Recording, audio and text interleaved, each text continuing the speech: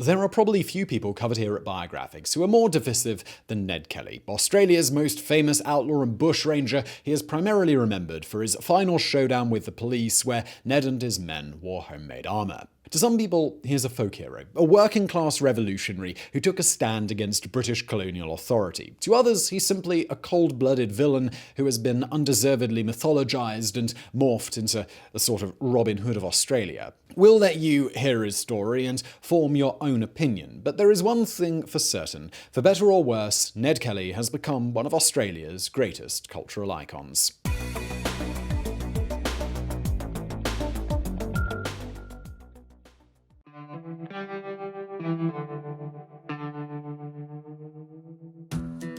Edward Ned Kelly was born in Beveridge, Victoria, which back then was still a colony of the British Crown. His date of birth is unknown, but it's generally believed to be either December 1854 or June 1855. His father was John Kelly, also known as Red, an Irish criminal who was transported to Australia in his early 20s for stealing pigs. He served his time on Van Diemen's Land, better known today as Tasmania, and afterwards, like many other convicts, he chose to remain in Australia and make a new life for himself instead of returning home. Red worked various odd jobs, which included being a farmhand for the Quinn family, a group of Irish immigrants who settled near Melbourne. There, he met 18-year-old Ellen Quinn, and the two married in 1850. This was around the time that Australia became gripped with gold fever, and many men tried their luck at prospecting. John Kelly was among them, and while he didn't exactly strike it rich, he made enough for him and Ellen to buy a farm of their own in a developing town called Beveridge. They had 8 children together, with Ned being the oldest son. He was named after John's closest brother, Edward, and according to family tradition, he came into the world with the Eureka Rebellion, a conflict between prospectors and colonial forces which occurred in late 1854. Quite fittingly, Ned Kelly would go on to develop an aversion to authority all his life, particularly to the police. The family hoped as Beveridge grew, so would their fortunes, but this didn't happen. The main road to Beveridge was very treacherous, and alternative routes that bypassed the town completely became the standard roads for travel. The family farm did not flourish, and the Kellys lost money, and John started drinking. Things got so bad that eventually they had to sell the farm and move to another town called Avenel during the mid-1860s. There, Ned Kelly is still remembered by many as a hero even today, particularly for an incident when he was just 10 years old and he saved the life of a younger boy who was drowning. For this, he was rewarded with a green sash made out of fine silk. It became one of Ned's most treasured possessions, and he even wore it under his clothes during his final confrontation with the police. After first arriving in Australia and serving his time, John Kelly tried hard to walk the straight and narrow and avoid any more legal troubles, but temptation got the best of him in 1865 when his family was struggling for food. A calf wandered onto his land. Even though it was branded as belonging to one Philip Morgan, John killed and butchered it for meat. He was caught and charged with cattle stealing and had to do 6 months of hard labor. The work plus the drinking took their toll on John's health. He died in December 1866, leaving the 12-year-old Ned as the new man of the family.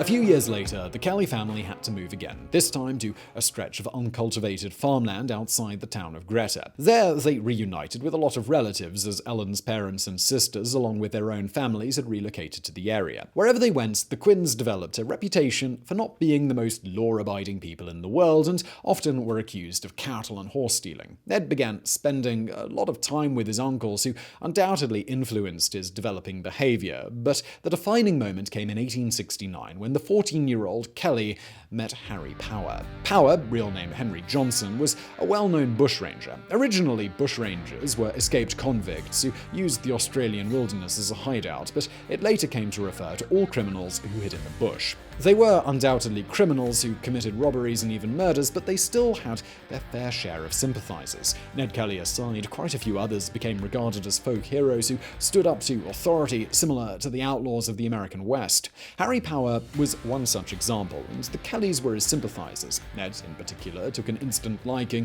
not only to Power, but to the lifestyle itself. He became the bushranger's protege, helping him steal horses and commit robberies. Unsurprisingly, Ned's first brush with the law occurred at this time when he stood accused of assaulting and robbing a Chinese merchant. Ned was arrested when he was 15, but his sister and 2 family friends testified that it was, in fact, the merchant who instigated the assault. As the latter had no witnesses on his side, police had no choice but to let Ned Kelly go. He was later again arrested as an accomplice in several robberies committed by Power, but none of the victims could positively identify him. Ned's association with Harry Power ended in June 1870 when the latter was caught and arrested. However, his influence on his young protege was too much to overcome, and Ned Kelly had already built a reputation as a local hoodlum. A newspaper called the Benalla Ensign wrote about their relationship, saying that the effect of Power's example has already been to draw one young fellow into the open vortex of crime, and unless his career is speedily cut short, young Kelly will blossom into a declared enemy of society.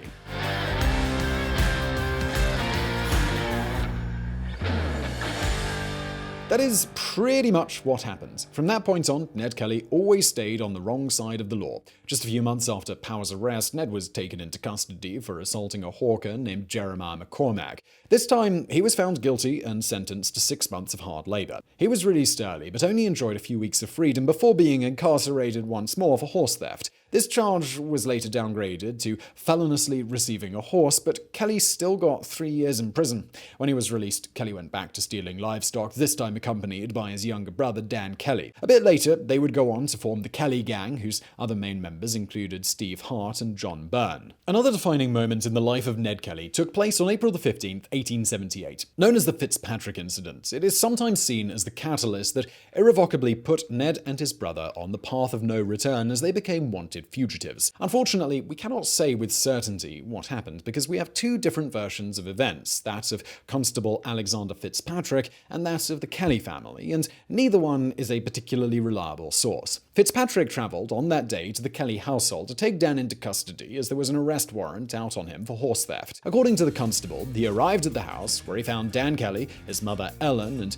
two associates named Williamson and Bill Skillion. He agreed to allow Dan to finish dinner before taking him in, but while he was waiting, Ned appeared and restrained him. The Bushranger shot Fitzpatrick in the arm while Ellen knocked him unconscious with a fire shovel. They later let him go after retrieving the bullet from his hand using a knife. The Kelly version was a bit different. They said Fitzpatrick came to the house drunk and without a warrant. Ned wasn't there at the time, and the constable made a pass at his sister, Kate Kelly. At that point, Dan and Fitzpatrick started fighting, and the constable pulled out his revolver. Right at that moment, Ned entered the home and helped his brother overpower the police officer who injured his arm in the scuffle. It was not established conclusively that Fitzpatrick's injury came from a gunshot. The doctor who inspected him also noted that the constable smelled of alcohol, although Fitzpatrick claims that he stopped for a drink on the way back to steady his nerves. He wasn't the most trustworthy witness, but the police accepted his evidence anyway, and arrest warrants were issued. Ned and Dan Kelly went on the run, while Ellen, Williamson, and Skillion were charged and convicted of being accessories to attempted murder. Public reaction of the time was very negative to the trial, particularly the sentencing of the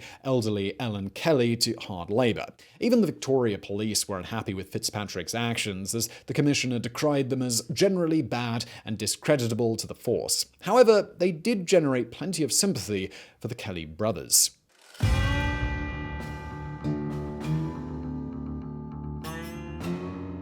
In hiding, Ned and Dan were joined by Joe Byrne and Steve Hart, and the group hoped to raise enough money to appeal Ellen Kelly's sentence. Like we said, a lot of locals were on their side, so they were tipped off in late October when the police discovered their whereabouts and dispatched an armed party to their location to take them down. The police group consisted of 4 men, Sergeant Kennedy and Constables Lonigan McIntyre and Scanlon. On October the 25th, 1878, they arrived and camped at Stringybark Creek. However, none of them were experienced bushmen like Ned Kelly. Knowing that they were out there somewhere, he found their horse tracks and followed them to their camp, where Kelly and his gang took them by surprise. What happened next is again a controversial and uncertain matter, as accounts differ, and some argue that the story has been embellished over the decades to portray Kelly in a more positive manner. Basically, it all hinges on whether or not the Kelly gang gunned down the officers in cold blood. When they entered the camp, only 2 policemen were there, Lonigan and McIntyre. McIntyre was quickly disarmed and surrendered peacefully, while Lonigan was shot and killed by Ned Kelly. Allegedly, he tried to run, but he and Ned have bad blood, so it's also possible that Kelly intended to kill him regardless. When Scanlon and Kennedy returned to the camp, they found McIntyre sitting on a log and the Kelly gang waiting in ambush.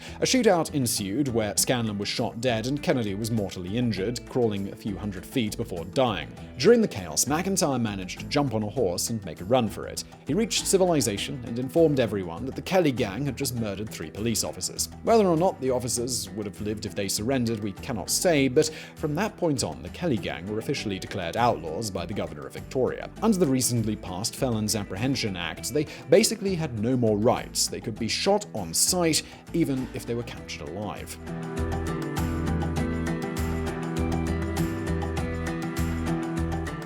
The Kelly gang were active for approximately 2 years, but they spent most of that time in hiding in the Australian bush, relying on friendlies to provide them with food and lodging. The police knew this, and since they could not capture the Kelly gang, they decided to crack down hard on their sympathizers. Fortunately for the authorities, the aforementioned Felons Apprehension Act also allowed them to punish those who offered any aid, shelter, or sustenance to outlaws, so they were pretty much free to imprison anyone they felt were on the side of Ned Kelly. In one particularly egregious example, in January 1879, one Captain Standish rounded up 23 men who were believed to be either friends or sympathizers of the outlaws and imprisoned them for months without charge. If anything, such abuses of power only served to portray Ned Kelly in a more positive light as more and more people began to see him as a man fighting against injustice. The Bushranger helped enhance this reputation by writing the so-called Jerilderie Letter, a 56-page, 8,300-word manifesto where he decried the abuses of the police, whom he described as a parcel of big, ugly, fat-necked, wombat-headed, big-bellied, magpie-legged, narrow-hipped, splore-footed sons of Irish bailiffs or English landlords, which is better known as the officers of justice or Victorian police, who some call honest gentlemen. In the letter, Kelly argued that he was forced into becoming an outlaw by circumstances outside of his control. He still blamed Constable Fitzpatrick as the one who started all of this and called for justice not only for him, but for all the poor families of Australia who were subjugated by the tyrannism of the English yoke. During their time on the run, the Kelly gang did have moments when they behaved more like traditional outlaws as they robbed 2 banks. The first one in the town of Eureka took place on December 10, 1878, shortly after the shootout at Stringybark Creek. The gang needed money and supplies to go into hiding. First, they held up the nearby train station at Faithful's Creek so they could rest the horses, dress up in respectable clothing, and cut the telegraph lines. Everyone who came to investigate was taken hostage and placed inside a storeroom. Byrne stayed behind with the hostages while the other 3 went to Eureka Bank and cleaned it out. They then took the bank manager, Robert Scott, and his family back to the storeroom so they couldn't raise the alarm, and then they rode away, leaving everyone safe and uninjured. There are additional details to this story, such as the gang giving the hostages a horse-trick riding show before leaving, or Scott being so friendly with his robbers that they drank whiskey together after they emptied his safe, but it is hard to tell at this point if such things actually happened, or they are just more examples of colourful events added to boost the legend of Ned Kelly. The second bank robbery occurred a few months later, on February 10, 1879, in Jerilderie. The plan was similar, although this one was more ambitious in its execution. The night before, the gang descended upon the local police barracks, where they took the only 2 officers inside as hostages. The next day, they dressed up in police uniforms and managed to rob the bank without any violence. They also burnt a lot of mortgage documents and took their horses to the local blacksmith to get reshoed, putting the work on the police tab. This is also when Kelly left behind his famous Jerilderie Letter, although it wouldn't be published in its entirety until 1930.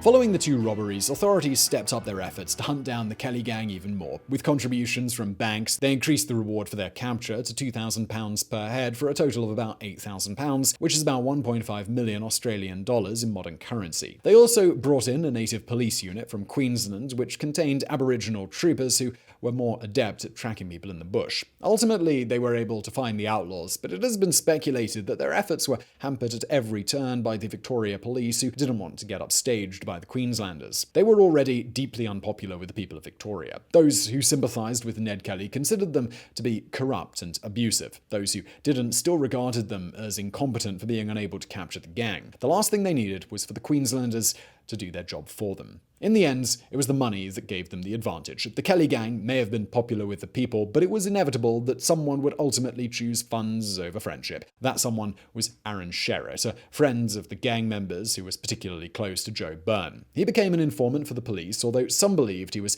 actually trying to act as a double agent. Even the authorities suspected this, but they found a way of making him useful regardless of his true loyalties. The police made sure that word spread around that Sherritt was working with them. They were hoping to entice the Kelly gang out of hiding, using Sherritt more as bait than as an informant. This actually worked. The gang felt betrayed by Sherritt, and Byrne in particular wanted him dead. On June 6, 1880, he and Dan Kelly travelled to Woolshed Creek, where Sherritt lived. There were 4 police officers inside the Sherritt home that night, so the gang needed a way of separating their target from the group.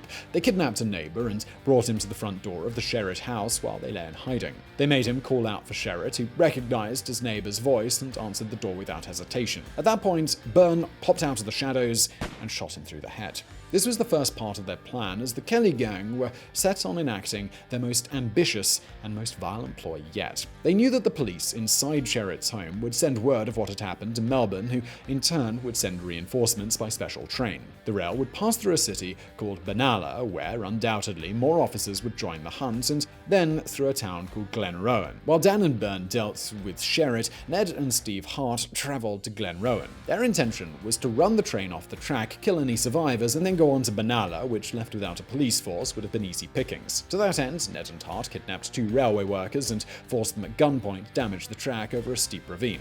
Afterwards, they went inside the town, took the locals hostage, and packed them inside the Glenrowan Inn, waiting for the train to arrive from Benalla. This was all building up to one bloody confrontation, but the Kelly gang had one last memorable ace up their sleeves, one so unusual that the police didn't even believe it when they heard reports from the locals. Over the course of the previous months, the gang members had constructed homemade armour for themselves out of pieces of metal plough moldboards. They weighed almost 100 pounds each, and their iconic look, which was plastered over every newspaper in Australia, undoubtedly was instrumental in creating the legend of Ned Kelly. His armour today has a place of honour at the State Library of Victoria. Those of Dan and Hart are on display at the Victoria Police Museum, while Byrne's is in private hands. But back to the night in question. The Kelly gang had over 60 hostages at the Glenrowan Inn. They passed the time with music, dancing, games, and drinking. Everybody was seemingly having a good time, even perhaps too much of a good time. As he became convinced that he was surrounded by sympathizers, Ned let his guard down and allowed the local schoolmaster, a man named Thomas Curnow, to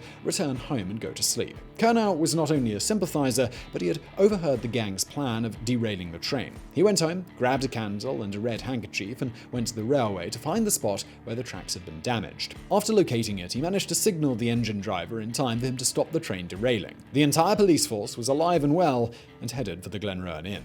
They surrounded the hotel, and the shooting started. The Kelly gang quickly saw that their plan had failed, but had no intention of surrendering. They put on their armor and fired back. Most of the hostages made it out safely. The women and children were released at the beginning, and most of the rest managed to sneak out the back during the chaos. 2 bystanders, both men, were caught in the gunfire and died.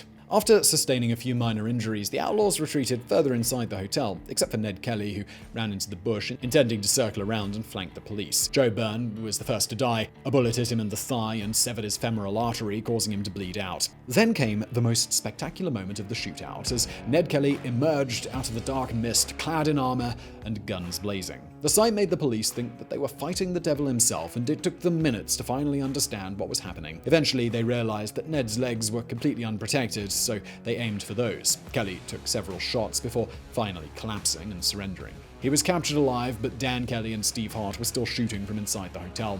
By this point, all the hostages had been evacuated. The police had an artillery cannon coming in from Melbourne, and they intended to blow the entire hotel to smithereens. However, this took too long, so instead they burned it to the ground. Later, they found the charred bodies of Kelly and Hart inside, who apparently died of suicide by poison. And so the Kelly gang came to a bloody, fiery end. Only Ned Kelly lived following the Glenrowan siege, but unsurprisingly, he was tried for his crimes, found guilty, and sentenced to death. He still had tons of supporters who campaigned for a reprieve, but their pleas went unheeded. Ned Kelly was hanged on November the 11th, 1880, at the Melbourne jail. According to some reports, his last words were, "Such is life."